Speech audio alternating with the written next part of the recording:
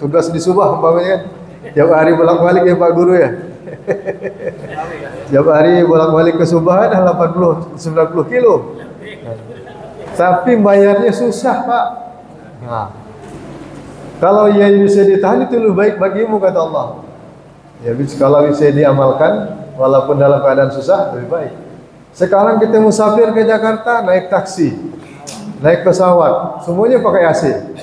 Rugi kalau kita berbuka. Nah ada kesulitan. Kalau zaman dulu Pak kesulitannya pakai kuda, pakai unte, pakai jalan kaki, dan di padang pasir yang panas. Wajar mereka itu kajiannya fikihnya itu 80 kilo udah boleh disambut musafir dan boleh berbuka. Tapi kalau bisa nahan itu lebih baik Pak. Jadi itu ada panjang lagi ceritanya kan. Kemudian kita lanjutkan lagi. Wa 'alal ladzina yutiqunahu fidyatun ta'amun miskin. Adapun orang yang boleh meninggalkan puasa karena tidak sanggup berpuasa, tapi dia memberi makan orang miskin, yang disebut dengan fidyah. Siapa aja itu? Yang pertama orang tua jompo yang lagi bisa puasa. Rata-rata di atas 80 tahun, Pak. Dah lupa lapik dah. Nanti rata-rata kita ngalaping nah palsu ya. Nah, kalau orang panjang umur sampai 90 tahun tu dah ada lagi dah seperti anak bayi lagi. Ya, dah lupa dah. Jadi tidak ada ingat lagi, Pak. Itu diwayarkan fidyahnya oleh ahli waris memberi makan orang miskin. Menurut Basnas provinsi sampai kabupaten biayanya bayar fidyah itu 35.000 satu hari. Ada pengumumannya Pak di Basnas 35. Ya, kalau dia 30 hari, 35 kali 30 hari berarti 1.050.000 yang kita bayarkan. Itu bagi orang yang mampu. Kalau yang tidak mampu berarti dia yang menerima fidyah. Kan gitu. Golongan orang miskin. Maka memberi makan orang miskin. Yang kedua, perempuan yang lagi hamil, melahirkan dan menyusukan 2 tahun. Saya suka cerita Pak. Dulu ada sekda namanya ujungnya namanya Nasution. Orang Batak, Islam. Punya anak 25. Katanya 1 induk, katanya Pak ya. Jadi istrinya itu kapan nak puasa? Kalau setahun sekok melahirkan 25 tahun dia melahirkan tulen. Bila dia puasa? Maka dia bayar fidyah, beri makan orang miskin. Nah, kan dia. Dulu orang punya anak balasan puluhan Pak. Maka solusinya memberi fidyah, beri makan orang miskin tiap tahun. Nah, yang ketiga orang kerja berat Pak. Orang kerja berat ini bisa kerja tambang, bisa dompeng, bisa bangunan yang puluhan tingkat.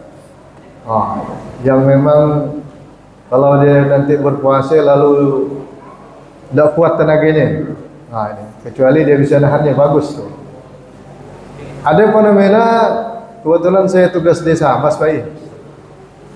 Anak-anak kita tenaga kerja kita itu ada kerja di Malaysia 20 hari dia di Malaysia kerja barat, tidak bisa puasa. Tapi 10 hari dia sebelum raya dia balik. Maka diberitahu 20 hari dibayar fidyah, 10 hari harus puasa di kampungnya. Itu 20 hari dan bayar fidyah, 10 hari dan puasa, kapus-kapus sakit merokok. Bawa duit ringgit banyak. Beli motor, beli tanah, beli itu, beli ya untuk raya lah. Kecuali yang takor lah, ada juga yang takor pagi. Nah, maka ini orang tuanya, saudaranya, sanaknya harus beritahu 20 hari bayar fidyah, 10 hari dia puasa. Nah, jangan hanya belikan harta aja. Nah, ini contoh. Nah, itu Pak untuk ayat selanjutnya. Nah, kalau dijelaskan ini terlalu panjang jadinya. Cukup kali kita ya. Tinggal 15 menit lagi jam 8.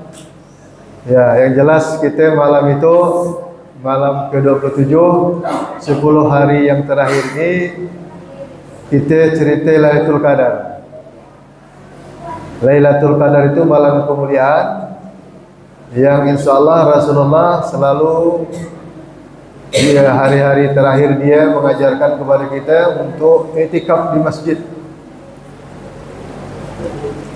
untuk mencari kemuliaan. Nah, 10 hari terakhir. Kemudian ada lagi mengisyaratkan malam-malam ganjil. Pas malam tu malam ganjil, malam 27. InsyaAllah kita turun, walaupun para waktu ada istilah itikaf tu harusnya dari 1 hari full. Kayak kawan-kawan jamaah tabligh itu niat itikafnya itu full. Kalau kita bisa juga dikatakan setengah. Jam 12, jam 1 dah turun sampai sahur kan baik. Karena jam-jam yang paling mustajabah, jam-jam itikaf. Kemudian ada lagi menurut Profesor Hamka itu sebulan penuh sebenarnya Al-Qadar itu turun. Mengapa katanya sebulan penuh? Karena Al-Quran diturunkan malam 17 Ramadan itu adalah malam Al-Qadar, malam kemuliaan. Karena ayat surah Al-Qadar itu inna anzalnahu fi lailatul qadr. Sesungguhnya Al-Quran diturunkan pada malam Al-Qadar. Wa ma adraka ma lailatul qadr. Apa malam kemuliaan itu? Lailatul qadr khairum min alfi syahrin. Jadi malam yang lebih baik daripada sebulan. Perjuangan Nabi Sam'un atau Samson itu 1000 bulan, 83 tahun dia berjuang. Lebih baik dari itu. Kalau kita dapatkan lebih baik dari itu, Pak. Jadi kalau Profesor Hamka mengatakan 83 itu sama dengan seumur hidup. Karena kata Rasulullah, umatku hanya 60 sampai 70 umurnya. Kalau 83 sekali kita dapat seumur hidup, Pak. Kalau 10 kali dapat sama dengan umur Nabi Nuh alaihissalam. Dan yang ketiga bisa didapatkan di luar Ramadan. Luar Ramadan itu contohnya orang-orang non-muslim dengar azan masuk Islam, dapat hidayah. Itu juga mendapatkan Al-Qadar, kemuliaan. Jadi mudah-mudahan kita termasuk Allah yang akan mendapatkan kemuliaan di bulan Ramadan ini, sehingga kita mendapatkan rahmat Allah, mendapatkan ampunan Allah, dan insyaallah kita menjadi Idul Fitri, kembali kepada kesucian. Nah ini. Jadi hebatnya Islam ini, Pak. Kita raya bukan merayakan ulang tahun seorang nabi atau seorang apapun yang terkenal, tapi merayakan kemenangan kita yang berpuasa. Nah, kalau Maulid Nabi baru peringatannya nanti lain. Nah, ini dia. Nah, demikian akhir kalam. Subhanakallahumma wa bihamdika asyhadu an la ilaha illa anta astaghfiruka wa atubu ilaik. Akhir kalam billahi taufiq wal hidayah. Wassalamualaikum warahmatullahi wabarakatuh.